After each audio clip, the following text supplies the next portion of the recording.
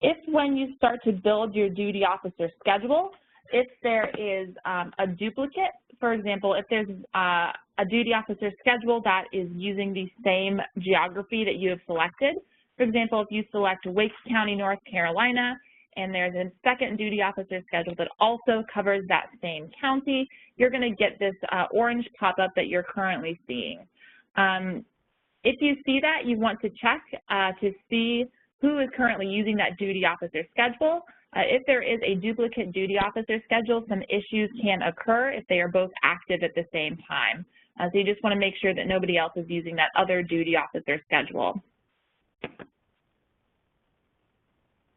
All right, Anna, back over to you. Awesome, thank you, Clara. Okay, so for your naming conventions, if your duty officers are going to potentially be self-registering for their shifts using the app, you want to make sure that you keep your schedule names kind of brief so that they're able to be easily seen through phone. For county-based schedules, we recommend using a format that includes the county name and the state name. And then the recommendation also is that if the schedule has multiple counties in it, then name it after the busiest county in that particular area. If you're going to be using the DAT territory-based schedules, then indicate the relevant territory and identify it as a duty officer schedule. And if there's multiple DAT territories, then create a schedule name that the duty officers are going to recognize. And then this just provides a couple of examples. So, Fulton County, Georgia, or Eastern Kentucky DO schedule.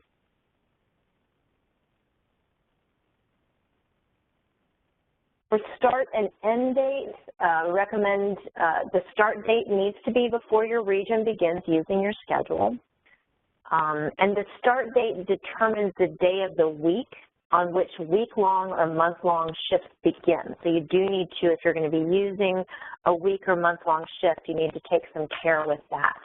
So if you had January 1st, 2018 as a Monday, using that 1/1/2018, midnight for a scheduled start date would ensure that that week-long or month-long shift is going to begin on a Monday.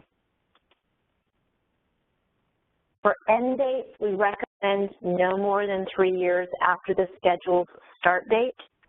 The reason for this is that if you set it too far into the future, it can cause some issues with all of the shifts displaying appropriately in the app. So 3 years, there's a little bit of trial and error, seems to be a pretty good sweet spot, and that way that also keeps you from having to worry about shifts, about schedules expiring too frequently.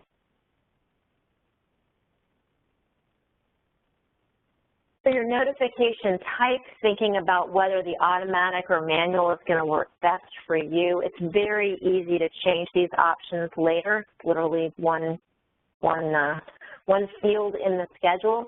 The important thing to note, though, is that if you do change it, it goes into effect immediately. So the very next event that's created associated with that schedule is going to immediately either be automatic or manual, depending on what you've changed it to.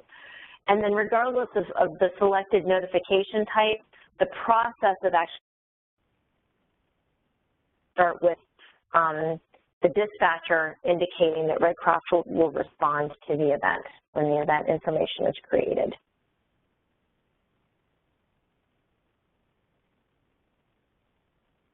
Now for that automatic notification type, it's going to contact whoever the on-call duty officer is per their notification preferences. So whether they've set up to be notified by voice, text, and or email, it can be one or both or all three. And then it calls down by position on the schedule. So it's going to go to the duty officer, then it'll go to whoever's in the backup, the reserve, and so on and so forth. So if multiple people are scheduled at the same time in the same position, it's going to simultaneously blast out to everybody. And then if the duty officer acknowledges the event notification, then anybody else who was notified will get some sort of an alert that lets them know that the event's already been picked up.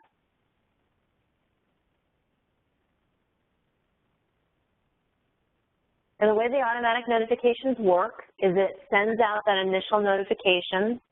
It waits 5 minutes to see if there's a response. If they don't get a response, it sends a second notification to that same person, waits again another 5 minutes. If it doesn't get a response, then it moves to the next scheduled position. And you'll see when we get into the duty officer schedules, there's 9 positions listed in the hierarchy. You can certainly skip some of those. You don't have to use all 9. If you don't sign anybody up for, position 2 or 3, for example, then if you're using an automatic schedule, it's just going to go from position 1 to position 4. That's certainly an option not to use all of those. So the manual notification type then is that the person acting as the people on call, starting with the first position, duty officer, and then carrying forward from there. We will navigate back over to the demo. So now you all should be seeing my screen again. And now what I'm going to do, now that I've initiated the process of building my duty officer schedule, I'm going to go ahead and start filling in some of the details that Anna mentioned, as well as walk you through some of the other items that you're going to need to be thinking about when you're building these duty officer schedules. So right here at the top, this is where I name my schedule. Following the naming conventions that Anna mentioned, I'm going to keep it short and sweet and make it very clear that this is a duty officer schedule. So for this one, I'm just going to enter in Wake County DO schedule. For the editor, because I created the schedule, I'm automatically the editor for this schedule, but it's the best practice to have at least 2 people listed as an editor. That way, if somebody else needs to come in later to edit the schedule, they'll be able to do so. Note that somebody will only be able to access and edit a duty officer schedule if they are listed as an editor. In order to add somebody as an editor to a schedule, I'm going to come over here to the right-hand side and click the File folder. That's going to open up a new pop-up where I can search for additional people to add as my editors. So here in the search bar, I'm going to type the person I'm looking for, Anna Alaska. Click Go. That brings up the person I'm looking for. To select them, I click on their name and hit Select. And now Anna has been added as an editor to my duty officer schedule. For my schedule type, here next to notification type, I'm either able to select manual or automatic by clicking on the drop-down and making my selection. So if I wanted my duty officers to be automatically notified if there is an event that required their attention, I would click automatic. If I want that to remain manual, so people are actually just calling the duty officers, I'd keep it on manual. We want to make sure that the schedule status is listed as active. Unless for some reason we're not using the schedule or not going to use it for some time, then we can mark it as inactive. We'll set our time zone, enter the schedule start date and time, and then we want to enter the end date. For easiness, I'm just going to go ahead and copy my start date, paste that for the end date, and then I'm going to go ahead and set it out to no more than 3 years in the future. Next, I want to associate this duty officer schedule with the appropriate geography.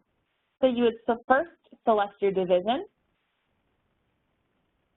Then you're going to want to select your appropriate region. For the demo, I'm using Eastern North Carolina. And then we scroll down, and you either want to select the county or the territories that you're going to be working with. Remember, you don't want to select both a mixture of counties and territories. You want to do one or the other. You can do multiple counties, so if I wanted to have more than one county associated with the duty officer schedule, I could do that. If I wanted to have multiple territories associated, I could do that, or I could just have one. For the purposes of this one, I'm going to go ahead and select Wake County for this duty officer schedule.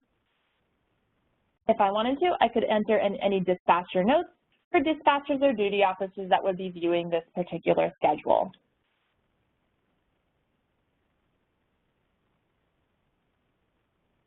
Once I'm satisfied with the details of the schedule, I go ahead and click Save.